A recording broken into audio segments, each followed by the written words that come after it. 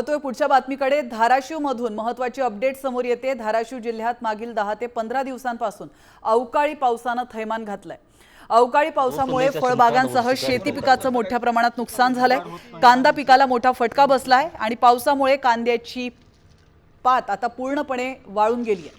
पंचनामे करून तातडीने मदत करावी अशी मागणी शेतकरी करतात।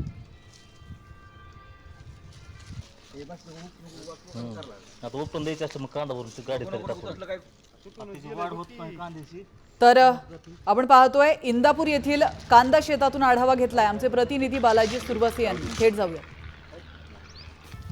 धाराशिव जिल्ह्यामध्ये गेल्या 15 दिवसापासून जिल्ह्यातील विविध भागामध्ये अवकाळी आणि गारपिटीनं थैमान घातलेलं आहे। अनेक शेतकऱ्याच्या शेती पिकाचं नुकसान झालेलं आहे, फळबागांचं नुकसान झालेलं आहे। मी आता वाशी तालुक्यातील इंदापूर शिवारामध्ये आपण जर पाहिलं तरी कांद्याची शेती आहे। अवकाळीचा मोठा फटका बसल्यामुळं कांदा जो आहे पूर्णपणे खराब झाल्याची परिस्थिती जी आहे ती आपल्याला या शेतामध्ये पाहायला मिळते। 17, 18, 19 तारखेला पाऊस झाल्याने सगळं नुकसान झालेलं आहे गारपिटीनं। पात राहिलेलं नाही कांद्याला, काय नाही। साज व्हायच्या टायमाला पाऊस पडल्यामुळे आता साईज तर होणार नाही।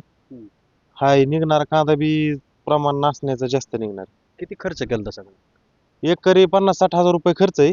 लाख सव्वा लाख रुपये खर्च झालेला आहे कांद्याला। आता किती पैसे मिळते काय भाव बी सध्या नाही, 5-7 रुपयाने कांदा विकतोय व्यापारी, काय नाही विकायचं म्हणलं तरी खर्च बी निघण्याची परिस्थिती निर्माण झालेली आहे। काय शासनाकडे मागणी मिळून आता ही कमीत कमी निघणारा खर्च तरी शासनाने एकरी द्यावा एवढीच आमची अपेक्षा आहे, बाकी काय नाही। बालाजी सुरवसे, साम टीव्ही, इंदापूर, धाराशिव।